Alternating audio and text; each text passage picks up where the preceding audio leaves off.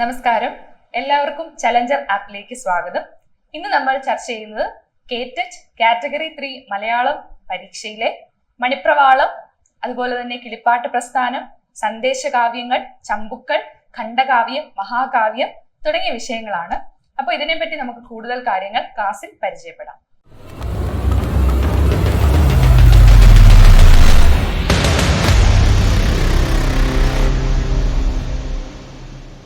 നമസ്കാരം.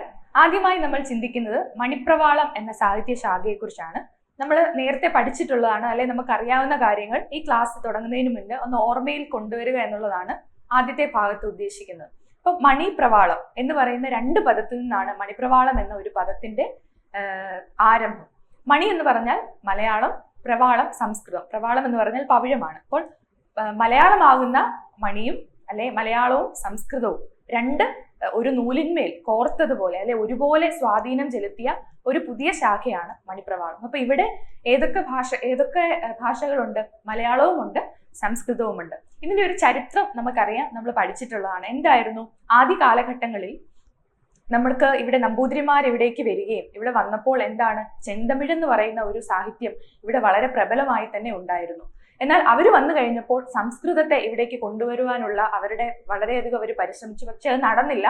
എന്നാൽ ചില കവികൾ മാത്രം ആ ഒരു സംസ്കൃതത്തെ അവര് പിന്തുണച്ചു, എന്നാൽ ചിലർ ശക്തമായിട്ട് അതിനെ എതിർത്തു.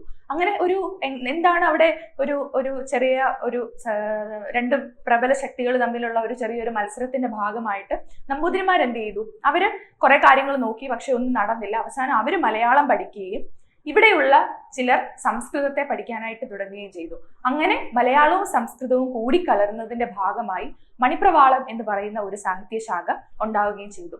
11-12 ശതകത്തിലൊക്കെയാണ് ഇതിന്റെ പ്രഥമാങ്കുരങ്ങൾ നമുക്ക് കാണാനായിട്ട് സാധിക്കുന്നതെങ്കിലും 13-ാം ശതകത്തോടെയാണ് മണിപ്രവാളം ഒരു ശക്തമായിട്ടുള്ള ഒരു സാഹിത്യ ശാഖയായിട്ട് രൂപം കൊള്ളുന്നതെന്നാണ് സാഹിത്യ ചരിത്രങ്ങളിലൂടെ നമുക്ക് മനസ്സിലാക്കാനായിട്ട് സാധിക്കുന്നത്. അപ്പൊ അങ്ങനെ മലയാളവും സംസ്കൃതവും ഒരുപോലെ തന്നെ ഒരു നൂലിന്മേൽ മുത്തുകോർത്ത പോലെ തന്നെ സംസ്കൃതവും ഈ രണ്ട് ഭാഷകൾ ഒരുമിച്ച് ചേർന്നുകൊണ്ട് ഒരു പുതിയ ഭാഷയായിട്ട് മാറുകയാണ് ഇവിടെ ചെയ്യുന്നത്. അതാണ് മണിപ്രവാളത്തെ കുറിച്ച് പറയുന്നത്. ചമ്പു സന്ദേശകാവ്യങ്ങളൊക്കെയാണ് മണിപ്രവാളത്തിൻ്റെതായിട്ട് നമുക്ക് കിട്ടിയിട്ടുള്ള സാഹിത്യ സംഭാവനകൾ എന്ന് പറയാം. ഇനി മണിപ്രവാള ലക്ഷണങ്ങൾ പ്രതിപാദിച്ചിരിക്കുന്ന ഗ്രന്ഥമാണ് ലീലാതിലകം. ലീലാതിലകത്തിലാണ് മണിപ്രവാളത്തിന്റെ ലക്ഷണങ്ങൾ എന്തൊക്കെയാണ്, അതുപോലെ തന്നെ അതിനെപ്പറ്റിയുള്ള കൂടുതൽ കാര്യങ്ങളൊക്കെ നമുക്ക് ലീലാതിലകത്തിൽ നിന്നാണ് മനസ്സിലാകുന്നത്. ഇത് പണ്ഡിതന്മാരുടെ ശ്രദ്ധയിൽ കൊണ്ടുവന്നത് കൊല്ലവർഷം 1084 ലീലാതിലകം പണ്ഡിതന്മാരുടെ ശ്രദ്ധയിൽ കൊണ്ടുവരുന്നത്. ആ വർഷം ഒന്ന് ഓർത്തു വെക്കുക. മണിപ്രവാളത്തെ കുറിച്ചുള്ള ലക്ഷണ ഗ്രന്ഥം, മണിപ്രവാള ലക്ഷണ ഗ്രന്ഥമാണ് ലീലാതിലകം. കൊല്ലവർഷം 1084 മണിപ്രവാളം പണ്ഡിതന്മാരുടെ ശ്രദ്ധയിൽ പെടുന്നത്. ഇതിന് 8 ശില്പങ്ങളുണ്ട്. 8 ശില്പങ്ങൾ എന്ന് പറയുമ്പോൾ എന്താണ്? ഓരോ ശില്പം അനുസരിച്ചാണ്, ഓരോ ശില്പത്തിലും ഓരോ വിഷയങ്ങളാണ് ഇവിടെ കാണാൻ പറ്റുന്നത്. ഭാഷാ സംസ്കൃത യോഗവും മണിപ്രവാളത്തിന്റെ ലക്ഷണവും ലീലാതിലകത്തിൽ കാണുന്നുണ്ട്. അങ്ങനെ ഓരോരോ ശില്പത്തിലും ഓരോരോ കാര്യങ്ങൾ എന്താണ്, ഓരോ ആദ്യ ഭാഗത്ത് അതിന്റെ ലക്ഷണം പറയുന്നു.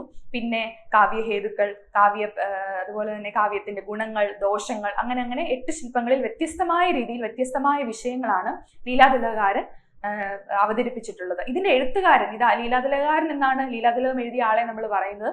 കൃത്യമായിട്ട് ഇത് ആരാണ് എഴുതിയതെന്ന് നമുക്ക് അറിയാൻ സാധിക്കുന്നില്ല. ചില രാജാക്കന്മാരെ സ്തുതിച്ചുകൊണ്ടുള്ള ചില ശ്ലോകങ്ങളൊക്കെ കണ്ടതിന്റെ ഫലമായിട്ട് അന്നത്തെ ചില പഴയ സാഹിത്യകാരന്മാർ അനുമാനിക്കുന്നത് ലീലാതിലകം എഴുതിയ ആള് ഏതോ രാജാവിന്റെ ഒരു ആശ്രിതനായി കഴിഞ്ഞ ആളായിരിക്കാം. അതുകൊണ്ടാണ് രാജാക്കന്മാരെ അങ്ങനെ പുകഴ്ത്തി എഴുതിയിരിക്കുന്നത് എന്നൊക്കെയാണ് നമുക്ക് ആദ്യം ഇതിനെക്കുറിച്ച് പഠിക്കുമ്പോൾ കാണാൻ സാധിക്കുന്നത്. അതുകൊണ്ട് തന്നെ ലീലാതിലകകാരൻ എന്നാണ് ലീലാതിലകം എഴുതിയ ആളെ നമ്മൾ പറയുന്നത്. കൃത്യമായി ആരാണ് രചയിതാവ് എന്നതിന് നമുക്ക് കൃത്യമായ തെളിവുകളൊന്നും ലഭ്യമല്ല. ഇനി 9 മണിപ്രവാളത്തെ വിഭജിക്കുന്നുണ്ട്. 9 മണിപ്രവാളങ്ങളായിട്ട് വിഭജിക്കുന്നുണ്ട്. ആദ്യത്തേത് ഉത്തമകൽപ്പം 2 ഉണ്ട്. പിന്നെ മധ്യമകൽപ്പം, അധമം, ഇങ്ങനെ 9 മണിപ്രവാളത്തെ വിഭജിക്കുന്നുണ്ട്. അപ്പൊ ഏതൊക്കെയാണ്? ഉത്തമകൽപ്പം 2 ഉണ്ട്, മധ്യമകൽപ്പം, അധമം. അപ്പൊ അങ്ങനെ 9 മണിപ്രവാളത്തെ വിഭജിക്കുന്നുണ്ട്. അപ്പൊ ഒന്നും കൂടെ പറയാം. മണിപ്രവാളത്തിന്റെ ലക്ഷണ ഗ്രന്ഥം ലീലാതിലകമാണ്. 8 ശില്പങ്ങളുണ്ട്. 9 മണിപ്രവാളത്തെ വിഭജിക്കുന്നു. ഉത്തമകൽപ്പം, മധ്യമകൽപ്പം, അധമം. ഇനി വൈശികതന്ത്രം എന്ന് പറയുമ്പോൾ ഏറ്റവും പ്രാചീനമായിട്ടുള്ള മണിപ്രവാള കൃതിയാണ് വൈശികതന്ത്രം. മണിപ്രവാളത്തിൻ്റെതായിട്ടുള്ള ലക്ഷണങ്ങൾ പ്രകടമാകുന്ന പ്രകടമാണ് എന്ന് പറയപ്പെടുന്ന ഒരു കൃതിയാണ് വൈശികതന്ത്രം. ഇതിൽ ഗണികാവൃത്തി, വേശ്യാവൃത്തിയാണ് ഇതിൽ പ്രതിപാദിച്ചിട്ടുള്ളത്. മുത്തി മുത്തിയവൾ മുത്തിയവൾക്ക് മുൻപ മുത്തിക്ക് മുത്തിയവൾ മൂത്തവളെ, ഇങ്ങനെയാണ് ഈ വൈശികതന്ത്രം എന്ന് പറയുന്ന കൃതിയുടെ ആരംഭം. അപ്പൊ ഈ ഭാഗം ഒന്ന് നിങ്ങൾ ഓർത്ത് വെക്കുക. മുത്തി മുത്തിയവൾ മുത്തിയവൾക്ക് എന്ന് പറഞ്ഞ് ചിലപ്പോൾ ചോദ്യമായിട്ട് വരാം, എന്താണ് വൈശിക തന്ത്രത്തിന്റെ ആരംഭം, അല്ലെ ഈ വരി കൊടുത്തിട്ട് ഏത് കൃതിയുടെ ആരംഭത്തിലാണ് ഈ വരി കാണാൻ സാധിക്കുന്നതെന്ന് ചോദിക്കാം. അപ്പോൾ ഈ വരി ഒന്ന് ഓർത്ത് വെക്കുക. ഇതിലെ നായിക അനംഗസേനയാണ്. ഈ വരികളിൽ പറയുന്നത് മുത്തി മുത്തിയവൾ, അതിന് എന്താണെന്ന് ചോദിച്ചാൽ ഒരു അമ്മ മകൾക്ക് വേശ്യാവൃത്തിയെ കുറിച്ച് പറഞ്ഞു കൊടുക്കുന്നതാണ് ഇതിന്റെ ഒരു പ്രമേയം. തൻ്റെ മുതിർന്ന അല്ലെങ്കിൽ തൻ്റെ മുത്തശ്ശിയിൽ നിന്നും കിട്ടിയ ഒരു പാരമ്പര്യ കുലത്തൊഴിലാണ് വേശ്യാവൃത്തി. അത് കാലങ്ങളായിട്ട് ഇങ്ങനെ കൈമാറി അടുത്ത തലമുറയിലേക്ക് പകരപ്പെടുന്നു. ആ കഴിവ് എൻ്റെ മുത്തശ്ശിയിൽ നിന്ന് കിട്ടിയത് നിനക്ക് പറഞ്ഞു തരുന്നു എന്നുള്ള രീതിയിലാണ്. അപ്പൊ വേശ്യാവൃത്തിയുടെ ഒരു മഹിമയും പ്രാധാന്യവും ഒക്കെയാണ് ഈ വൈശികതന്ത്രം എന്ന മണിപ്രവാള കൃതിയിൽ നമുക്ക് കാണാൻ സാധിക്കുന്നത്. ഇനി ചമ്പുക്കളാണ്. നമ്മൾ പറഞ്ഞു മണിപ്രവാളത്തിന്റെ സ്വാധീന ഫലമായിട്ട് രൂപം കൊണ്ട ഒരു പ്രധാനപ്പെട്ട സാഹിത്യ ശാഖയാണ് ചമ്പുക്കൾ. ചമ്പു എന്ന് പറഞ്ഞാൽ ഗദ്യപദ്യാത്മകം ചമ്പു എന്നാണ് അതിന്റെ ലക്ഷണം നിർവചിച്ചിട്ടുള്ളത്. ഗദ്യവും പദ്യവും ഇടകലർന്ന രീതിയിൽ രൂപപ്പെട്ട ഒരു സാഹിത്യ രൂപമാണ് ചമ്പുക്കൾ. ഇപ്പൊ ചമ്പു എന്ന് പറഞ്ഞാൽ എന്തൊക്കെയാണ്? ഗദ്യവുമുണ്ട്, പദ്യവുമാണ്. ഗദ്യവും പദ്യവും ഇടകലർന്ന രീതിയിലാണ് ചമ്പുക്കൾ ഉള്ളത്. ഗദ്യം എന്ന് പറയുമ്പോൾ അത് വൃത്തനിബദ്ധമായ ഗദ്യം ആയിരിക്കണം. പദ്യവും ഗദ്യവും ഇടകലർന്ന രീതിയിലാണ് ചമ്പുക്കൾ ഉള്ളത്. ഗദ്യം എങ്ങനെയായിരിക്കണം? വൃത്തനിബന്ധമായിട്ടുള്ള ഗദ്യമായിരിക്കണം ഉണ്ടാകേണ്ടത്. ആദ്യം ഉണ്ടായ ചമ്പുകാവ്യം നളചമ്പുവാണ്. ഏതാണ് ആദ്യമുണ്ടായ ചമ്പുകാവ്യം? നളചമ്പുവാണ്. അത് എഴുതിയത് ത്രിവിക്രമ ഭട്ടനാണ്. ത്രിവിക്രമ ഭട്ടന്റെ നളചമ്പുവാണ് ആദ്യമുണ്ടായ ചമ്പുകാവ്യം. ഇനി ആദ്യത്തെ കേരളീയ ചമ്പു അമോഘരാഘവമാണ്. ആദ്യത്തെ കേരളീയ ചമ്പു അമോഘരാഘവം. ആദ്യമുണ്ടായ ചമ്പുകാവ്യം നളചമ്പുവാണ്. ത്രിവിക്രമ ഭട്ടനാണ് അത് എഴുതിയത്. ആദ്യത്തെ കേരളീയ ചമ്പുകാവ്യം എന്ന് പറയുന്നത് അമോഘരാഘവമാണ്. സാഹിത്യം പദ്യത്തിൽ നിന്ന് ഗദ്യത്തിലേക്ക് വികസിക്കുന്നതിന്റെ ഒരു വഴിത്തിരിവായിട്ടാണ് ചമ്പു. ആദ്യകാലത്ത് എന്താണ് പദ്യസാഹിത്യം, അതിൽ നിന്നും പദ്യത്തിൽ നിന്നും എന്തിലേക്ക് വരുന്നു? ഗദ്യത്തിലേക്ക് വികാസം പ്രാപിക്കുന്നതിൻ്റെ ഇടയിലുള്ള ഒരു മധ്യ ഭാഗത്തെയാണ് ചമ്പുകാവ്യം എന്നതുകൊണ്ട് ഇവിടെ ഉദ്ദേശിക്കുന്നത്. അടുത്തതായിട്ട് ഉണ്ണിയേച്ചി ചരിതം. ഉണ്ണിയേച്ചി ചരിതം എഴുതിയത് ദേവൻ ശ്രീകുമാരനാണ്. ദേവൻ ശ്രീകുമാരൻ എന്നൊക്കെ പല സാഹിത്യകാരന്മാരും ഈ എഴുത്തുകാരനെ സൂചിപ്പിച്ചിട്ടുണ്ട്. തിരുനെല്ലി ക്ഷേത്രം, തൃച്ചരള, വള്ളൂർക്കാവ് ഈ സ്ഥലങ്ങളെ പറ്റിയുള്ള പരാമർശങ്ങൾ കാണുന്നത് ഉണ്ണിയേച്ചി ചരിത്രമാണ്. മലയാളത്തിലെ ആദ്യത്തെ ചമ്പുകാവ്യമാണ് ഉണ്ണിയേച്ചി ചരിതം. മണിപ്രവാളത്തിലെ വളരെ ശക്തമായിട്ടുള്ളൊരു പ്രത്യേകതകൾ കാണുന്ന ഒരു കൃതിയാണ്. തിരുനെല്ലി ക്ഷേത്രം, തൃച്ചലത, അതുപോലെ തന്നെ വള്ളൂർക്കാവ് ഈ സ്ഥലങ്ങളെ പറ്റിയുള്ള പരാമർശങ്ങൾ ഉണ്ണിയേച്ചി ചരിത്രത്തിലാണ് കാണാൻ കഴിയുന്നത്. ഇതിലെ നായിക ഉണ്ണിയേച്ചിയാണ്. അപ്പൊ പേര് പോലെ തന്നെ ആ നായികയെ വെച്ചുകൊണ്ടാണ് ഇതിന് പേര് വന്നത്, ഉണ്ണിയേച്ചി ചരിതം. ഇതിലും വേശ്യാവൃത്തിയെക്കുറിച്ചും അതിന്റെ മാഹാത്മ്യത്തെക്കുറിച്ചും ഒക്കെയാണ് ഇതിന്റെ പ്രമേയമായിട്ട് നമുക്ക് കാണാനായിട്ട് സാധിക്കുന്നത്. അപ്പൊ എഴുത്തുകാരൻ ദേവൻ ശ്രീകുമാരൻ അല്ലെങ്കിൽ ദേവൻ ശ്രീകുമാരൻ എന്നാണ്. തിരുനെല്ലി ക്ഷേത്രം, തൃച്ചരള, വള്ളൂർക്കാവ് തുടങ്ങിയ സ്ഥലങ്ങളെ പറ്റി പരാമർശങ്ങൾ ഉള്ളത് ഉണ്ണിയേച്ചി ചരിതത്തിലാണ്. പിന്നെ നായിക ഉണ്ണിയേച്ചിയാണ്. ഉണ്ണിച്ചിരുദേവി ചരിതം. ഉണ്ണിച്ചിരുദേവി ഉണ്ണിയേച്ചിക്ക് ശേഷം ഉണ്ടായതാണ് ഉണ്ണിച്ചിരുദേവി ചരിതം. അമ്മാനപ്പാട്ട്, സന്ദേശപ്പാട്ട്, കുയിൽ വൃത്തം എന്നിവയെക്കുറിച്ചുള്ള പരാമർശം കാണുന്നത് ഉണ്ണിച്ചിരുദേവി ചരിതത്തിലാണ്. ഇതൊക്കെയാണ് അമ്മാനപ്പാട്ട്, സന്ദേശപ്പാട്ട്, കുയിൽ വൃത്തം. ഇതിനെക്കുറിച്ചൊക്കെയുള്ള പരാമർശങ്ങൾ നമ്മൾ കാണുന്നത് ഉണ്ണിച്ചിരുദേവി ചരിതത്തിലാണ്. ചോഗിരം ഗ്രാമം, പൊയിലം, ദക്ഷിണാമൂർത്തി ക്ഷേത്രം ഇവയെപ്പറ്റിയും ഉണ്ണിച്ചിരുദേവി ചരിതത്തിൽ പരാമർശങ്ങൾ ഉണ്ട്. നിങ്ങൾ ഈ പേരുകളൊക്കെ ഒന്ന് ശ്രദ്ധിക്കുക. ഏത് കൃതിയിലാണ്? ചിലപ്പോൾ ചോദിക്കാം പൊയിലം എന്ന് പറയുന്ന അല്ലെങ്കിൽ ചോഗിരം ഗ്രാമത്തെ പറ്റി പരാമർശമുള്ള പ്രാചീന മണിപ്രവാള കൃതി ഏതെന്ന് ചോദിക്കാം. അപ്പൊ അതിന്റെ ഉത്തരം എന്താണ്? ഉണ്ണിച്ചിരുദേവി ചരിതമാണ്. അപ്പൊ ഈ പേരുകളൊക്കെ ഏത് കൃതിയുമായി ബന്ധപ്പെട്ട് നിൽക്കുന്നു എന്ന് മനസ്സിലാക്കുക. ഇത് വളരെ പ്രധാനപ്പെട്ടതാണ്. അമ്മാനപ്പാട്ട്, സന്ദേശപ്പാട്ട്, കുയിൽ വൃത്തം ഇതിനെപ്പറ്റിയുള്ള പരാമർശങ്ങൾ ഉണ്ണിച്ചിരുദേവി ചരിതത്തിലാണുള്ളത്. ചോഗിരം ഗ്രാമം, പൊയിലം, ദക്ഷിണാമൂർത്തി ക്ഷേത്രം ഇതിനെപ്പറ്റിയുള്ള പരാമർശങ്ങളും നമുക്ക് കാണാൻ സാധിക്കുന്നത് എവിടെയാണ്? ഉണ്ണിച്ചിരുദേവി ചരിതത്തിൽ ആണ്. അടുത്ത മൂന്നാമത്തേതാണ് ഉണ്ണിയാടി ചരിതം. അപ്പം കാലഗണന ഒന്ന് ഓർത്തു വെക്കുക. ആദ്യം ഏതാണ്? ഉണ്ണിയേച്ചി ചരിതം വരുന്നു. പിന്നെ ഏതാണ്? ഉണ്ണിച്ചിരുദേവി വരുന്നു. മൂന്നാമതായിട്ട് വരുന്നതാണ് ഉണ്ണിയാടി ചരിതം. ചിലപ്പോൾ കാലഗണന തെറ്റിച്ചു കൊടുത്തിട്ട് അത് ഓർഡറിലാക്കാൻ നമ്മളോട് ചോദിച്ചാൽ ഈ ഒരു ക്രമം ഒന്ന് ഓർത്ത് വെക്കുക. ഇത് എഴുതിയത് ദാമോദര ചാക്യാറാണ്. ഇത് ഇരവി കേരളവർമ്മയുടെ സദസ്യനായിരുന്നു ദാമോദര ചാക്യാർ എന്ന് പറയുന്നു. അപ്പോൾ എഴുതിയ ആൾ ആരാണെന്ന് ഓർത്ത് വെക്കുക. ഉണ്ണിയാടി ചരിതം ദാമോദര ചാക്യാറാണ് ഉണ്ണിയാടി ചരിതത്തിന്റെ രചയിതാവ്. ചാക്യാർ നമുക്ക് ഇത് ഓർത്ത് വെക്കാൻ ഒരു എളുപ്പവഴി പറയാം. ഉണ്ണിയാടി, ആടുക എന്ന് പറയുമ്പോൾ നൃത്തം ചെയ്യുക അല്ലെങ്കിൽ അങ്ങനെയുള്ള അർത്ഥമാണല്ലോ. അപ്പൊ ചാക്യാറല്ലേ പ്രധാനമായിട്ടും കൂത്ത് പറയുന്നത് ചാക്യാറാണല്ലോ. അപ്പൊ ആ രീതിയിൽ ചാക്യാർ എന്നുള്ള രീതിയിൽ ഉണ്ണിയാടി, ആടുന്ന ചാക്യാർ എന്ന രീതിയിൽ ഇത് ഓർത്ത് വെക്കുക. അപ്പം അതാരാണ്? ദാമോദര ചാക്യാറാണ് ഉണ്ണിയാടി ചരിതം എഴുതിയത്. ഇരവി കേരളവർമ്മന്റെ സദസ്യനാണ് ദാമോദര ചാക്യാർ. ഇനി അടുത്തത് എന്താണ്? സന്ദേശകാവ്യങ്ങളാണ്. സന്ദേശകാവ്യം എന്ന് പറയുമ്പോൾ സന്ദേശകാവ്യത്തിന്റെ ഒരു ആദ്യകാലം എന്ന് പറയുന്നത് നമ്മുടെ കാളിദാസനാണ്. സന്ദേശകാവ്യം എന്ന് പറയുന്ന ഒരു സാഹിത്യ ശാഖയുടെ ഒരു രൂപം അല്ലെങ്കിൽ ആ സാഹിത്യ ശാഖയ്ക്ക് രൂപം നൽകുന്നത് കാളിദാസനാണ്. കാളിദാസന്റെ ഏത് കൃതിയാണ്? മേഘസന്ദേശമാണ്. അതിനെ അനുകരിച്ച് നമ്മുടെ സാഹിത്യത്തിൽ ഉണ്ടായ കൃതികളാണ് പിന്നീടുണ്ടായ എല്ലാ സന്ദേശകാവ്യങ്ങളും. അപ്പൊ അതിന്റെ ആദ്യം ഏതാണ് ശരിക്കും സന്ദേശകാവ്യത്തിന്റെ അതിന്റെ തുടക്കം എന്ന് പറയുന്നത് കാളിദാസന്റെ മേഘസന്ദേശത്തിലൂടെയാണ്. മേഘസന്ദേശത്തെ അനുകരിച്ച് പിന്നീട് ഒരുപാട് കൃതികൾ സന്ദേശകാവ്യം എന്ന് പറയുന്ന അതൊരു പ്രസ്ഥാനമായിട്ട് മാറുകയും പിന്നീട് ആ ശാഖയിൽ ഒരുപാട് കൃതികൾ ഉണ്ടാവുകയും ചെയ്തിട്ടുണ്ട്. അപ്പൊ അതിന്റെ ഒരു രീതി എന്ന് പറയുന്നത് ഒരു സന്ദേശഹരൻ കാണും, അല്ലെങ്കിൽ നമ്മൾ ഒരു കാര്യം മറ്റൊരാളിൽ നിന്ന് മറ്റൊരാളിലേക്ക് പോകാൻ വേണ്ടിയിട്ട് അതിൻ്റെ ഒരു മീഡിയേറ്ററെ വെക്കുന്നു. അപ്പൊ ആരാണോ ആ സന്ദേശം കൊണ്ടു കൊടുക്കുന്ന ആള്, ഒരു സന്ദേശം കൊടുക്കുന്ന ആളുണ്ടായിരിക്കും. അപ്പൊ ചിലപ്പോൾ എങ്ങനെയായിരിക്കും? മേഘം വഴിയായിരിക്കും സന്ദേശം പോകുന്നത്, ചിലപ്പോൾ കുയിലായിരിക്കും ഒരു സന്ദേശഹരനായിട്ട് വരുന്നത്, ചിലപ്പോൾ വണ്ടായിരിക്കും, ചിലപ്പോൾ ഹംസമായിരിക്കും. അങ്ങനെ ഓരോ മൃഗങ്ങള്, പക്ഷികള്, അങ്ങനെ പല രീതിയിലാണ് ഈ സന്ദേശകാവ്യം പോകുന്നത്. അപ്പം സന്ദേശം കൊണ്ടു കൊടുക്കാൻ വേണ്ടിയിട്ട് എന്തെങ്കിലും ഒരു മാധ്യമം അല്ലെങ്കിൽ ഒരു വ്യക്തി, മാധ്യമം, കിളി, അങ്ങനെ എന്തെങ്കിലും ഒരു സാധനം അവിടെ ഉണ്ടായിരിക്കും. അതാണ് സന്ദേശകാവ്യം. സന്ദേശകാവ്യങ്ങളിൽ ആദ്യത്തെ കേരളീയ സന്ദേശകാവ്യം എന്ന് പറയുന്നത് ശുഗസന്ദേശമാണ്. ലക്ഷ്മിദാസനാണ് അത് എഴുതിയത്. ലക്ഷ്മിദാസന്റെ ശുഗസന്ദേശമാണ് കേരളത്തിലെ ആദ്യത്തെ കേരളീയ സന്ദേശകാവ്യം എന്ന് പറയുന്നത്. ആദ്യത്തെ മലയാള സന്ദേശകാവ്യം ഉണ്ണുനീലി സന്ദേശമാണ്. ഏതാണ്? ഉണ്ണുനീലി സന്ദേശമാണ് ആദ്യത്തെ മലയാള സന്ദേശകാവ്യം. ആദ്യത്തെ കേരളീയ സന്ദേശകാവ്യം എന്ന് പറയുന്നത് ശുഗസന്ദേശമാണ്. അത് എഴുതിയത് ലക്ഷ്മിദാസനാണ്. ഉണ്ണുനീലി സന്ദേശം ഏറ്റവും പ്രധാനപ്പെട്ടതാണിത്. ഇത് കടുത്തുരുത്തി എന്ന് പറയുന്ന ഒരു കോട്ടയത്തിനടുത്തുള്ള വൈക്കത്തിനടുത്തുള്ള ഒരു സ്ഥലമാണ് കടുത്തുരുത്തി.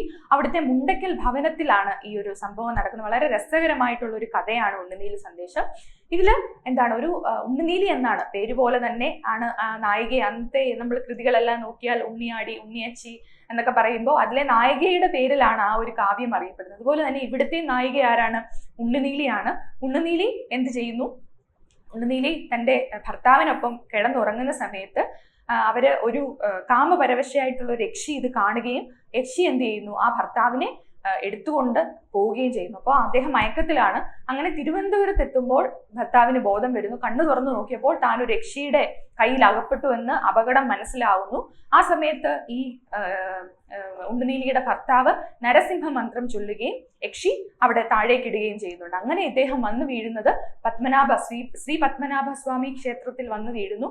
അവിടെ വന്നു വീണിട്ട് അവിടെ പോയി തൊഴുത് അങ്ങനെ എന്തെങ്കിലും വഴിയുണ്ടോ എന്ന് നോക്കുന്ന സമയത്ത് അവിടുത്തെ ആ ക്ഷേത്രത്തിൽ ഉണ്ടായിരുന്ന ആദിത്യവർമ്മ എന്ന ഒരു യുവരാജാവിനെ കാണുകയും അദ്ദേഹത്തോട് എന്ത് പറയുന്നു? താൻ ഇങ്ങനെ പറ്റിപ്പോയി, താൻ ഇങ്ങനെയാണ് ഇവിടെ എത്തിപ്പെട്ടതെന്ന് പറയുകയും ആ ആദിത്യവർമ്മ രാജാവാണ് ഇവിടെ സന്ദേശഹരനായിട്ട് മാറുന്നത്. അതാണ് ഇതിലെ കഥ. വളരെ രസകരമാണ്. ഇതിലെ പ്രഭാത വർണ്ണനയൊക്കെയും വളരെ രസകരമായിട്ടാണ് ആ കവി അവിടെ വർണ്ണിച്ചിട്ടുള്ളത്. അപ്പൊ അത്തരത്തിൽ കേരളത്തിലുണ്ടായ ആദ്യത്തെ സന്ദേശകാവ്യമാണ്. 237 പദ്യങ്ങളാണ് ഉണ്ണുനീലി സന്ദേശത്തിന് ഉള്ളത്.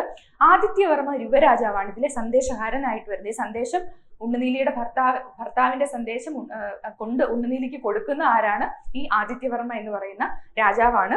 തൃക്കണ്ണാമതിലകം, തിരുനാവായ, ഇടപ്പള്ളി, പറവൂർ, കൊടുങ്ങല്ലൂർ ഈ സ്ഥലങ്ങളെ പറ്റിയൊക്കെ പരാമർശിച്ചിട്ടുള്ളത് ഉണ്ണുനീലി സന്ദേശത്തിലാണ്. ഏതൊക്കെ സ്ഥലങ്ങളാണ്? തൃക്കണ്ണാമതിലകം, തിരുനാവായ, ഇടപ്പള്ളി, പറവൂർ, കൊടുങ്ങല്ലൂർ ഈ സ്ഥലങ്ങളെ പറ്റിയുള്ള പരാമർശങ്ങൾ ഉണ്ണുനീലി സന്ദേശത്തിലാണ് കാണാൻ സാധിക്കുന്നത്. പ്രധാന സന്ദേശകാവ്യങ്ങൾ ഇതൊന്ന് ഓർത്ത് വെക്കണേ. ഏതൊക്കെയാണ് പ്രധാനപ്പെട്ട സന്ദേശകാവ്യങ്ങൾ എന്നുള്ളത്? കേരളവർമ്മ വലിയ കോയിത്തമ്പുരാൻ എഴുതിയ മയൂര സന്ദേശം വളരെ പ്രധാനപ്പെട്ട ഒരു സന്ദേശകാവ്യമാണ്. കേരളവർമ്മ വലിയ കോയിത്തമ്പുരാനാണ് അത് എഴുതിയത്. ചോളായിൽ കൃഷ്ണൻ ഇളയിടത്തിന്റെ ആത്മസന്ദേശം. ചോളായിൽ കൃഷ്ണൻ ഇളയിടം എഴുതിയതാണ് ആത്മസന്ദേശം. കേരളവർമ്മ വലിയ കോയിത്തമ്പുരാൻ മയൂര സന്ദേശം. ശീവള്ളി നമ്പൂതിരി ദാത്യൂഹ സന്ദേശം. ശീവള്ളി നമ്പൂതിരി എഴുതിയതാണ് ദാത്യൂഹ സന്ദേശം. മൂലൂർ പത്മനാഭ പണിക്കർ കോകില സന്ദേശം, ശുഗസന്ദേശം എന്നീ 2 സന്ദേശകാവ്യങ്ങൾ എഴുതിയിട്ടുണ്ട്. അപ്പം വളരെ പ്രധാനപ്പെട്ട സന്ദേശകാവ്യങ്ങളാണ് കേരളവർമ്മ വലിയ കോയിത്തമ്പുരാൻ എഴുതിയ മയൂര സന്ദേശം, അതുപോലെ ചേലായിൽ കൃഷ്ണൻ ഇളയിടം എഴുതിയ ആത്മസന്ദേശം, ശീവള്ളി നമ്പൂതിരിയുടെ ദാത്യൂഹ സന്ദേശം, മൂലൂർ പത്മനാഭ പണിക്കരുടെ കോകില സന്ദേശം, ശുഗസന്ദേശം എന്നീ 2 സന്ദേശകാവ്യങ്ങൾ. ഇത് വളരെ പ്രധാനപ്പെട്ടതാണ്. അതുപോലെ തന്നെ കുറച്ചും കൂടെ ഉണ്ട്. PG രാമയ്യർ എഴുതിയ വിപ്രസന്ദേശം എഴുതിയതാരാണ്? PG രാമയ്യരാണ്. കൊട്ടാരത്തിൽ ശങ്കുണ്ണി എഴുതിയ കബോധ സന്ദേശം, KM പണിക്കരുടെ ഭൂപസന്ദേശം, സഹോദരൻ അയ്യപ്പന്റെ റാണി സന്ദേശം. ഒന്നും കൂടെ പറയാം. PG രാമയ്യർ എഴുതിയ വിപ്രസന്ദേശം, കൊട്ടാരത്തിൽ ശങ്കുണ്ണിയുടെ കബോധ സന്ദേശം, KM പണിക്കരുടെ ഭൂപസന്ദേശം, സഹോദരൻ അയ്യപ്പന്റെ റാണി സന്ദേശം. ഇത് പ്രധാനപ്പെട്ട സന്ദേശകാവ്യങ്ങളാണ്. ഇനി നമ്മൾ ചമ്പുക്കളിലേക്ക് വരികയാണ്. മധ്യകാല ചമ്പുക്കൾ. മധ്യകാല ചമ്പുക്കളിൽ രാമായണം ചമ്പു എഴുതിയത് പൂനം നമ്പൂതിരിയാണ്. അത് വളരെ പ്രധാനപ്പെട്ടതാണ്. അതുപോലെ തന്നെ അതിനുശേഷം ഭാരതം ചമ്പു എന്നൊരു ചമ്പുകാവ്യം ഉണ്ടായിരുന്നു. പക്ഷെ അതിന്റെ രചയിതാവ് ആരാണെന്ന് വ്യക്തമായിട്ടൊരു അറിവില്ല. അതുകൊണ്ട് തന്നെ അങ്ങനെ ഒരു ചമ്പുകാവ്യം ഉണ്ടെന്നേ ഉള്ളൂ. അതിന്റെ എഴുത്തുകാരൻ ആരാണെന്നുള്ളതിന് നമുക്ക് തെളിവുകളൊന്നും കിട്ടിയിട്ടില്ല. രാമായണം ചമ്പു എഴുതിയത് പൂനം നമ്പൂതിരിയാണ്. പിന്നീട് ഉണ്ടായ ഒരെണ്ണമാണ് ഭാരതം ചമ്പു. 51 അക്ഷരാളി എന്ന ഭാഗം ഉള്ളത് രാമായണം ചമ്പുവിലാണ്. അപ്പോൾ 51 അക്ഷരാളി എന്നൊരു ഭാഗം കാണുന്നത് രാമായണം ചമ്പുവിലാണ്. മഴമംഗലം എഴുതിയ നൈഷധം ചമ്പു വളരെ പ്രധാനപ്പെട്ടതാണ്. അപ്പൊ മധ്യകാല ചമ്പുകളിൽ പ്രധാനപ്പെട്ടത് ഏതൊക്കെയാണ്? രാമായണം ചമ്പുവാണ് ഒരെണ്ണം, അത് എഴുതിയത് പൂനം നമ്പൂതിരിയാണ്. ഭാരതം ചമ്പു എഴുതിയത് ആരാണെന്ന് അറിയില്ല, കൃത്യമായ തെളിവുകളില്ല. പിന്നെ 51 അക്ഷരാളി എന്ന് പറയുന്ന ഒരു ഭാഗമുള്ളത് രാമായണം ചമ്പുവിലാണ്. അതുപോലെ തന്നെ മഴമംഗലത്തിന്റെ നൈഷധം ചമ്പുവും വളരെ പ്രധാനപ്പെട്ട മധ്യകാല ചമ്പുകളിൽ പ്രധാനപ്പെട്ടതാണ്. അടുത്തത് കിളിപ്പാട്ട് പ്രസ്ഥാനമാണ്. കിളിപ്പാട്ട് പ്രസ്ഥാനത്തെക്കുറിച്ചും നമുക്കറിയാൻ നന്നായി. ആരാണ് ഇതിന്റെ കിളിപ്പാട്ട് പ്രസ്ഥാനത്തിന്റെ ഉപജ്ഞാതാവ് എന്നറിയപ്പെടുന്നത്? എഴുത്തച്ഛനാണ്. എഴുത്തച്ഛനെ കുറിച്ച് എഴുത്തച്ഛന്റെ കിളിപ്പാട്ട് ആധ്യാത്മരാമായണം, കിളിപ്പാട്ട് മഹാഭാരതം കിളിപ്പാട്ട്, അതുപോലെ തന്നെ ആ കൃതികളൊക്കെ വളരെ പ്രധാനപ്പെട്ടതാണ്. അതിലെ വരികളും ഒക്കെ നമ്മൾ ചെറിയ ഹൈസ്കൂൾ ക്ലാസ്സുകൾ മുതലേ നമ്മൾ കേട്ടിട്ടുള്ളതും പഠിച്ചിട്ടുള്ളതുമാണ്. അപ്പൊ കിളിയെ കൊണ്ട് പറയിപ്പിക്കുന്ന രീതിയിൽ, അതിൽ എന്താണ്, കിളി പറയുന്ന രീതിയിൽ ഉണ്ടായ ഒരു സാഹിത്യ ശാഖ എന്നാണ് കിളിപ്പാട്ടിനെ പറ്റി നമുക്ക് ഒറ്റ വാക്യത്തിൽ പറയാനായിട്ട് സാധിക്കുന്നത്. ഇനി കിളിപ്പാട്ടിൽ ഉപയോഗിച്ചിരുന്ന പ്രധാന വൃത്തങ്ങൾ ഏതൊക്കെയാണ് എന്ന് നോക്കാം. കേക, കാകലി, കളകാഞ്ചി, അന്നനട, ഇത്രയും കിളിപ്പാട്ടിൽ പറഞ്ഞിട്ടുള്ള വൃത്തങ്ങളാണ്. അപ്പോൾ കിളിപ്പാട്ട് കാ എന്ന അക്ഷരത്തിലുള്ള ഒരു 3 വൃത്തമുണ്ട്, പിന്നെ അന്നനട, ഇത്രയും വൃത്തങ്ങളാണ് പ്രധാനമായിട്ടും. കേക, കാകളി, കളകാഞ്ചി, അന്നനട, ഇത്രയും വൃത്തങ്ങളാണ് കിളിപ്പാട്ടിൽ പ്രധാനമായിട്ടും പരാമർശിച്ചിട്ടുള്ളത്. എഴുത്തച്ഛൻ കിളിപ്പാട്ടിനെ ഒരു പ്രസ്ഥാന പദവിയിലേക്ക് ഉയർത്തുന്നത് ആരാണ്? എഴുത്തച്ഛനാണ്. കിളിപ്പാട്ട് പ്രസ്ഥാനത്തിന്റെ ഉപജ്ഞാതാവാണ് അദ്ദേഹം. അതിനെ അതിനെ വളർത്തുകയും അതിനെ ഒരു പ്രസ്ഥാനം എന്ന് പറയുന്ന ഒരു രീതിയിലേക്ക് ഉയർത്തുകയും ചെയ്യുന്നത് എഴുത്തച്ഛനാണ്. ആധ്യാത്മരാമായണം കിളിപ്പാട്ട്, മഹാഭാരതം കിളിപ്പാട്ട്, ഇത് രണ്ടും രാമായണത്തെയും മഹാഭാരതത്തെയും അനുകരിച്ചുണ്ടാകുന്നതാണ് രണ്ടും. ഹരിനാമകീർത്തനം, ചിന്താരത്നം, ഇത് 4 എഴുത്തച്ഛന്റെ വളരെ പ്രധാനപ്പെട്ട കൃതികളാണ്. ആധ്യാത്മരാമായണം കിളിപ്പാട്ട്, മഹാഭാരതം കിളിപ്പാട്ട്, ഹരിനാമകീർത്തനം, ചിന്താരത്നം, ഇത് വളരെ പ്രധാനപ്പെട്ട കൃതികളാണ്. അതുപോലെ തന്നെ പൂന്താനം എന്ന് പറയുന്നത് മേൽപ്പത്തൂരിന്റെ സമകാലികനാണ് പൂന്താനം. ജ്ഞാനപ്പാന, സന്താന ഗോപാലം, ശ്രീകൃഷ്ണ കർണാമൃതം, 108 ഹരി, ഘനസംഘം, ഈ കൃതികളൊക്കെ ആരുടേതാണ്? പൂന്താനത്തിൻ്റെതാണ്. ഭക്തിയുടെ കവി എന്നൊക്കെ നമുക്ക് പറയാൻ പറ്റുന്ന പൂന്താനമാണ്. കാരണം ഈ കൃഷ്ണനെ സ്തുതിച്ചുകൊണ്ടുള്ള ഒരുപാട് കാവ്യങ്ങൾ, അതുപോലെ തന്നെ ജ്ഞാനപ്പാനയിലൊക്കെ എന്താണ്, വളരെ നമ്മൾ ഒരുപാട് ചിന്തിപ്പിക്കുന്ന സ്ഥാനമാനങ്ങൾ ചൊല്ലിക്കലഹിച്ചു നാണം കെട്ടു നടക്കുന്നിതു ചിലർ, അത് നമ്മൾ സ്കൂളുകളിൽ പഠിച്ചിട്ടുള്ളതാണ്. വളരെ വളരെ അർത്ഥവത്തായിട്ടുള്ള, അതുപോലെ തന്നെ ഈശ്വരനിലേക്ക് തിരിയുന്ന അത്തരത്തിൽ ഭക്തിയെക്കുറിച്ചും അതുപോലെ തന്നെ മനുഷ്യന്റെ ജീവിതത്തിന്റെ നശ്വരതയെക്കുറിച്ചും ഒക്കെയുള്ള ഒരു കാവ്യമാണ് പൂന്താനത്തിന്റെ എഴുത്തുകളിൽ പൊതുവെ കാണാനായിട്ട് സാധിക്കുന്നത്. അടുത്തത് രാമപുരത്ത് വാര്യരാണ്. രാമപുരത്ത് വാര്യരെ പറ്റി പറയുമ്പോൾ കുചേലവൃത്തം വഞ്ചിപ്പാട്ട്, അദ്ദേഹത്തിന്റെ പ്രധാനപ്പെട്ട നമ്മൾ ഓർത്തിരിക്കേണ്ട ഒരു കൃതിയാണ് കുചേലവൃത്തം വഞ്ചിപ്പാട്ട്. വഞ്ചിപ്പാട്ട് എന്ന് പറയുന്നത്, വഞ്ചിപ്പാട്ട് വൃത്തം ഏതാണ്? നദോന്നത വൃത്തമാണ്. അപ്പോൾ ആ കൃതി മൊത്തം ആ ഒരു വൃത്തത്തിലാണ് എഴുതുന്നത്. നമുക്കറിയാം കൃഷ്ണനും കുചേലനും തമ്മിലുള്ള സാന്ദ്രമായ സൗഹൃദത്തെക്കുറിച്ച് പറയുന്നതാണ് കുചേലവൃത്തം വഞ്ചിപ്പാട്ട്. കൃഷ്ണനെ കാണാൻ വേണ്ടിയിട്ട്, കുചേലൻ ഒരു വളരെ ദരിദ്രനാണ്. അപ്പൊ കൃഷ്ണൻ രാജാവായിട്ട് നിൽക്കുമ്പോൾ ദ്വാരകയിലേക്ക് കുചേലൻ യാത്രയാവുകയാണ് കൃഷ്ണനെ കാണാനായിട്ട്. വളരെ ദാരിദ്ര്യത്തിലാണ് ഇവിടെ കുചേലൻ ജീവിക്കുന്നത്. അപ്പോൾ കുറച്ച് അവലും, ഭാര്യയെ കുറച്ച് പൊതിഞ്ഞു കൊടുത്തു വിട്ട കുറച്ച് അവലുമായിട്ട് എത്തുന്നു. കൃഷ്ണൻ വളരെ ദൂരത്തു നിന്ന് കുചേലനെ കാണുകയും തന്റെ സുഹൃത്തിനെ കണ്ടതിൽ വളരെ സന്തോഷിക്കുകയും അങ്ങനെ ഓടിച്ചെന്ന് കെട്ടിപ്പിടിച്ച് അങ്ങനെ ആ സന്തോഷം പങ്കിടുകയും ഒക്കെ ചെയ്യുന്ന ഒരു കാവ്യമാണ് കുചേലവൃത്തം വഞ്ചിപ്പാട്ട്. മറ്റു കൃതികൾ അതുപോലെ തന്നെ ഏറ്റവും പ്രധാനപ്പെട്ട കുചേലവൃത്തം വഞ്ചിപ്പാട്ടാണ് രാമപുരത്ത് വാര്യരുടേതായിട്ട് നമ്മൾ ഓർത്തിരിക്കുന്നത്. ഗീതാഗോവിന്ദത്തിന്റെ പരിഭാഷ അദ്ദേഹം എഴുതിയിട്ടുണ്ട്. ഭാഷാഷ്ടപതി എന്ന പേരിലാണ് അദ്ദേഹം ഗീതാഗോവിന്ദത്തിന് പരിഭാഷ എഴുതിയിട്ടുള്ളത്. അപ്പൊ കുചേലവൃത്തം വഞ്ചിപ്പാട്ട് രാമപുരത്ത് വാര്യരുടെ പ്രധാന കൃതിയാണ്. നദോന്നത വൃത്തമാണ് വഞ്ചിപ്പാട്ട് വൃത്തം. ഗീതാഗോവിന്ദത്തിന്റെ പരിഭാഷ എഴുതിയതും രാമപുരത്ത് വാര്യരാണ്. അതിന്റെ പേരാണ് ഭാഷാഷ്ടപതി. അടുത്തതായിട്ട് മഹാകാവ്യങ്ങൾ. മഹാകാവ്യങ്ങൾ എന്ന് പറയുമ്പോൾ നിയതമായിട്ടുള്ള ചില ലക്ഷണങ്ങളോട് കൂടിയ ഒരു സാഹിത്യ പ്രസ്ഥാനമാണ് മഹാകാവ്യങ്ങൾ എന്ന് പറയുന്നത്. ഈ മഹാകാവ്യത്തിന് ലക്ഷണ നിർണയം ചെയ്യുന്നത് ആചാര്യ ദണ്ഡി എന്ന പണ്ഡിതനാണ്. ആചാര്യ ദണ്ഡിയാണ് മഹാകാവ്യത്തിന് ലക്ഷണ നിർണയം ചെയ്തിട്ടുള്ളത്. ആദ്യത്തെ മഹാകാവ്യം എന്നറിയപ്പെടുന്നത് രാമചന്ദ്ര വിലാസമാണ്. അത് എഴുതിയിട്ടുള്ളത് അഴകത്ത് പത്മനാഭക്കുറുപ്പാണ്. രാമചന്ദ്ര വിലാസമാണ് ആദ്യത്തെ മഹാകാവ്യം. അത് എഴുതിയത് അഴകത്ത് പത്മനാഭക്കുറുപ്പാണ്. കേശവീയം എന്ന് പറയുന്ന ഒരു മഹാകാവ്യം KC കേശവപിള്ള എഴുതിയിട്ടുണ്ട്. ഉമാകേരളം ഉള്ളൂറിന്റെ മഹാകാവ്യമാണ്. വേദവിഹാരം KV സൈമൺ എഴുതിയ മഹാകാവ്യമാണ്. അപ്പൊ ഇത്രയും വളരെ പ്രധാനപ്പെട്ടതാണ്. ലക്ഷണ നിർണയം, മഹാകാവ്യത്തിന് ലക്ഷണ നിർണയം ചെയ്തിട്ടുള്ളത് ദണ്ഡിയാണ്. ആദ്യത്തെ മഹാകാവ്യം എന്നറിയപ്പെടുന്നത് രാമചന്ദ്ര വിലാസമാണ്. രാമചന്ദ്ര വിലാസം ആരുടേതാണ്? അഴകത്ത് പത്മനാഭക്കുറുപ്പിന്റേതാണ്. കേശവീയം എന്നൊരു മഹാകാവ്യം KC കേശവപിള്ള എഴുതിയിട്ടുണ്ട്. ഉമാകേരളം ഉള്ളൂരിന്റെ മഹാകാവ്യമാണ്. വേദവിഹാരം KV സൈമൺ എഴുതിയ മഹാകാവ്യം ആണ്. അടുത്തത് ഖണ്ഡകാവ്യങ്ങൾ. ഖണ്ഡകാവ്യങ്ങൾ എന്ന് പറയുമ്പോൾ അതിനും മഹാകാവ്യങ്ങളിൽ നിന്ന് വ്യത്യസ്തമായിട്ട് മറ്റു ചില പ്രത്യേകതകളുള്ള ആ രീതിയിൽ ചിട്ടപ്പെടുത്തിയിട്ടുള്ള കാവ്യങ്ങളെയാണ് ഖണ്ഡകാവ്യങ്ങൾ എന്ന് പറയുന്നത്. ഖണ്ഡകാവ്യങ്ങളുടെ മാർഗനിർദ്ദേശകൻ എന്നറിയപ്പെട്ടിട്ടുള്ളത് AR രാജരാജവർമ്മയാണ്. മലയവിലാസം AR എഴുതിയിട്ടുള്ള കാവ്യമാണ് മലയവിലാസം. അതിനെ മധുര കാവ്യം എന്നാണ് ഈ മലയവിലാസം അറിയപ്പെടുന്നത്. ദൈവയോഗം കേരളവർമ്മ വലിയ കോയിത്തമ്പുരാൻ എഴുതിയ ഖണ്ഡകാവ്യമാണ് ദൈവയോഗം. ആസന്ന മരണ ചിന്താ ശതകം എന്നൊരു കാവ്യം KC കേശവപിള്ളയുടേതായിട്ടുണ്ട്. അപ്പൊ ഖണ്ഡകാവ്യത്തിന്റെ മാർഗനിർദ്ദേശകനായിട്ട് അറിയപ്പെടുന്നത് AR രാജരാജവർമ്മയാണ്. ARന്റെ മലയവിലാസം എന്ന് പറയുന്ന കൃതി മധുര കാവ്യം എന്നൊരു പേരിൽ കൂടെ അറിയപ്പെടുന്നുണ്ട്. ദൈവയോഗം എന്നൊരു ഖണ്ഡകാവ്യം എഴുതിയത് കേരളവർമ്മ വലിയ കോയിത്തമ്പുരാനാണ്. ആസന്ന മരണ ചിന്താശതകം ആരുടേതാണ്? KC കേശവപിള്ളയുടെ കാവ്യമാണ്. കുമാരനാശാൻ ആദ്യത്തെ ലക്ഷണമൊത്ത കാവ്യം കുമാരനാശാന്റെ വീണപൂവാണ്. ഖണ്ഡകാവ്യങ്ങളിൽ ഉൾപ്പെടുന്ന കൃതികൾ എഴുതിയിട്ടുള്ള പ്രധാന കവിയാണ് കുമാരനാശാൻ. മഹാകാവ്യം എഴുതാതെ മഹാകവി എന്ന പേര് നേടിയിട്ടുള്ള വ്യക്തിയാണ് കുമാരനാശാൻ. അതുപോലെ തന്നെ വീണപൂ അദ്ദേഹത്തിന്റെ 1907 എഴുതിയതാണ്. ആദ്യത്തെ ലക്ഷണമൊത്ത കാവ്യം എന്ന പേരിൽ അറിയപ്പെടുന്ന വീണപൂവാണ്. വീണപൂ പ്രസിദ്ധീകരിച്ചത് മിതവാദിയിലാണ്. അത് കഴിഞ്ഞിട്ട് ഭാഷാഭൂഷണിയിലും പദ്യപാഠാവലിയിലും വീണപൂ പ്രസിദ്ധീകരിച്ചിട്ടുണ്ട്. അപ്പൊ ഏതൊക്കെ കൃതിയിൽ വീണപൂ പ്രസിദ്ധീകരിച്ചിട്ടുണ്ട്? മിതവാദിയിലും ഭാഷാഭൂഷണിയിലും പദ്യപാഠാവലിയിലും പ്രസിദ്ധീകരിച്ചിട്ടുണ്ട്. 1907 വീണപൂവ് എഴുതുന്നത്. നളിനി ലീല എന്നിവയും ആശാന്റെ വളരെ പ്രധാനപ്പെട്ട കൃതികളാണ്. ഇനി വള്ളത്തോളാണ്. വള്ളത്തോളിന്റെ ബധിരവിലാപം എന്ന കൃതി വള്ളത്തോൾ എഴുതിയിട്ടുണ്ട്. ബന്ധനസ്ഥനായ അനിരുദ്ധൻ, അച്ഛനും മകളും, കൊച്ചു സീത, ഇതൊക്കെയും ഖണ്ഡകാവ്യത്തിൽ പെടുന്ന പ്രധാനപ്പെട്ട കൃതികളാണ്. ബധിരവിലാപം, ബന്ധനസ്ഥനായ അനിരുദ്ധൻ, അച്ഛനും മകളും, കൊച്ചു സീത, ഇതാണ് പ്രധാനപ്പെട്ട വള്ളത്തോളിന്റെ ഖണ്ഡകാവ്യങ്ങൾ എന്ന് പറയുന്നത്. അടുത്തത് ഉള്ളൂരാണ്. ഉള്ളൂരിന്റെ പിങ്കള, ഭക്തിദീപിക, ചിത്രശാല, കർണഭൂഷണം, ഈ 4 കൃതികളും വളരെ പ്രധാനപ്പെട്ട കൃതികളാണ്. ഉള്ളൂരിന്റെ വളരെ പ്രധാനപ്പെട്ട ഖണ്ഡകാവ്യങ്ങളാണ്. ചിത്രശാല എന്ന് പറയുന്ന കാവ്യം കേരള സ്ത്രീകളെ പരിഹസിച്ചെഴുതിയ ഒരു കാതറിൻ എന്ന് പറയുന്ന ഒരു മദാമയോടുള്ള ഒരു മറുപടിയായിട്ടാണ് ചിത്രശാല എന്ന് പറയുന്ന കൃതി ഉള്ളൂർ എഴുതുന്നത്. അതുപോലെ തന്നെ മറ്റ് പിങ്കള, ഭക്തിദീപിക, കർണഭൂഷണം എന്നീ കൃതിയും വളരെ പ്രധാനപ്പെട്ടതാണ്.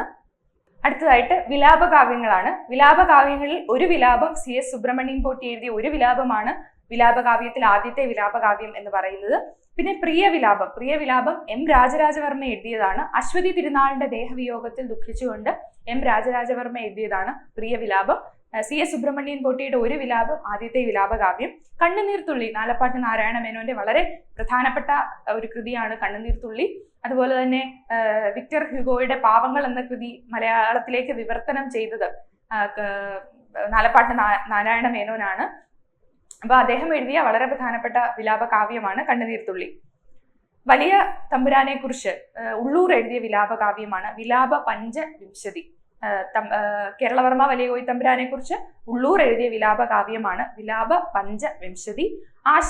ആശാൻ കുമാരനാശാന്റെ മരണത്തിൽ മൂലൂർ എഴുതിയതാണ് തീവ്രരോദനം. ആരുടെ മരണത്തിലാണ്? കുമാരനാശാന്റെ മരണത്തിൽ മൂലൂർ പത്മനാഭ പണിക്കർ എഴുതിയ വിലാപകാവ്യമാണ് തീവ്രരോദനം. വലിയ കോയിത്തമ്പുരാന്റെ മരണത്തിൽ ദുഃഖിച്ച് ഉള്ളൂർ എഴുതിയ മഹാകാവ്യമാണ് വിലാപ പഞ്ചവിംശതി. ഉള്ളൂരിന്റെ ചരമത്തിൽ വടക്കങ്കൂർ രാജരാജവർമ്മ എഴുതിയാണ് മഹച്ചരമം ആരുടെ മരണത്തിലാണ്? ഉള്ളൂരിന്റെ മരണത്തിൽ വടക്കങ്കൂർ രാജരാജവർമ്മ എഴുതിയ കൃതിയാണ്.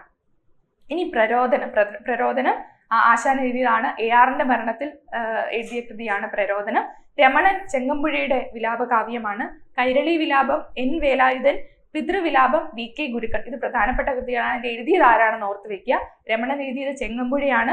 കൈരളി വിലാപം N വേലായുധൻ, പിതൃവിലാപം VK ഗുരുക്കൾ. ഇന്ന് നമ്മൾ ചർച്ച ചെയ്തത് ആദ്യം നമ്മൾ മണിപ്രവാളത്തെ കുറിച്ച് ചർച്ച ചെയ്തു, അതിന്റെ പ്രധാനപ്പെട്ട സവിശേഷതകൾ എന്തൊക്കെയാണെന്ന് നമ്മളൊന്ന് ഓർത്തെടുത്തു.